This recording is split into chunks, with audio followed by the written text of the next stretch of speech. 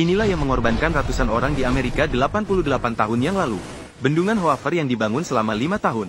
Ini pernah disebut sebagai keajaiban ke-8 dunia. Pada saat itu memang merupakan prestasi teknik yang sangat besar. Pada tahun 1931, untuk mengendalikan banjir sungai Colorado, diputuskan untuk membangun bendungan. Setelah melakukan survei, para insinyur memilih sebuah lokasi di tengah daerah dengan celah yang lebih sempit, tingginya cukup ideal, dan dapat menghemat banyak material bangunan. Tantangan terbesar pertama dalam pembangunan adalah pengalihan aliran sungai, dan metode yang paling praktis adalah membangun di sekitar lokasi konstruksi 4 terowongan pengalihan raksasa seperti ini. Namun pada saat itu, membangun terowongan raksasa terdengar mudah, tetapi sulit untuk dilaksanakan. Di kedua sisi, gunungnya adalah batu keras. Pada tahun 1931, belum ada mesin bor terowongan. Tanpa mesin, hanya bisa yilai tenaga manusia. Para insinyur menciptakan semacam mesin yang bukan mesin, dengan menggunakan pengeboran manual, kemudian mengisi dengan bahan peledak untuk melakukan peledakan, kemudian bersihkan puing-puing dari ledakan dan simpan terlebih dahulu. Masih ada kegunaan besar di belakang. Setelah puing-puing dibersihkan, para pekerja juga harus melakukan pengecoran beton pada dinding terowongan, untuk menstabilkan batuan. Setelah pengecoran selesai, baru kemudian bisa dilaksanakan ledakan kedua. Harus dilakukan sekarang. Pekerjaan ini dapat diselesaikan dengan mudah oleh sebuah mesin bor terowongan. Dengan demikian, 4 terowongan pengalihan memakan waktu 18 bulan. Tidak tahu berapa banyak orang yang meninggal. Akhirnya selesai. Selanjutnya, akan digunakan batu-batu yang baru saja diambil dari terowongan. Tuangkan semua batu ini ke dalam sungai sekaligus, yang membentuk tanggul penahan tinggi permukaan air sungai yang terhenti naik, sehingga mengalir ke 4 terowongan pengalihan, kemudian mengalir ke hilir. Tantangan besar kedua dalam pembangunan adalah bagaimana membangun sebuah bendungan raksasa yang kokoh. Untuk dapat mengatasi tekanan air yang besar, para insinyur akhirnya merancang bentuk bendungan menjadi bendungan lengkung seperti ini, dan bagian atasnya tipis, namun dasar pondasinya tebal. Tapi ini masih belum cukup baginya. Masih membutuhkan gunung yang kokoh untuk memindahkan beban. Namun, permukaan batuan di gunung telah tererosi, sangat rapuh. Oleh karena itu, para insinyur juga perlu membersihkan semua batuan yang tererosi di permukaan, sampai hanya tersisa batuan asli. Tentu saja, ini juga memerlukan peledakan dengan bahan peledak yang diangkat secara manual. Akhirnya menggali bentuk melengkung di dinding gunung. Begitu juga, tanah harus menahan berat bendungan yang besar.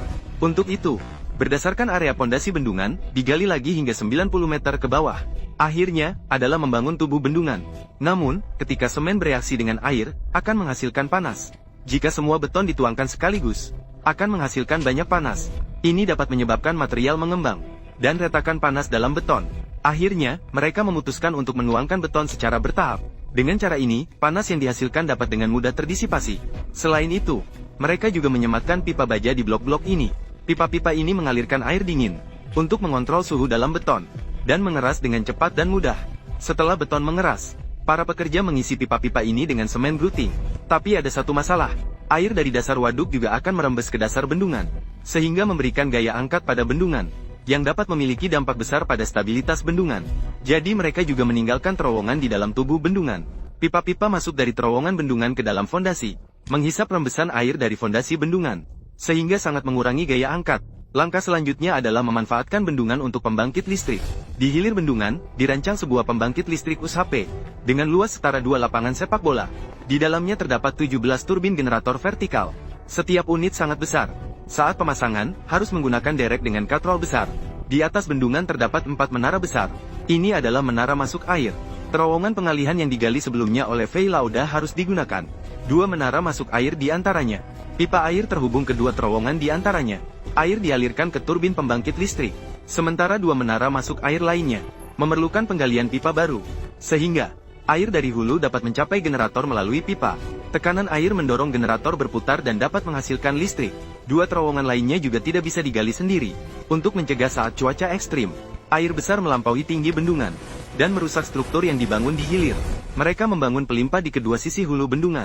Pipa pelimpah dapat langsung menggunakan 2 terowongan pengalihan lainnya, yang telah dimodifikasi. Jika tingkat air mencapai ketinggian tertentu, air akan mulai mengalir ke saluran pelimpah, agar air dapat melimpah ke hilir. Bendungan Hoover selama proses pembangunan, termasuk kecelakaan jatuh, runtuh, tenggelam dan lainnya, diperkirakan ratusan hingga ribuan orang telah kehilangan nyawa akibat berbagai kecelakaan. Pada saat itu merupakan prestasi teknik yang sangat besar, merupakan salah satu bendungan beton berat terbesar di dunia.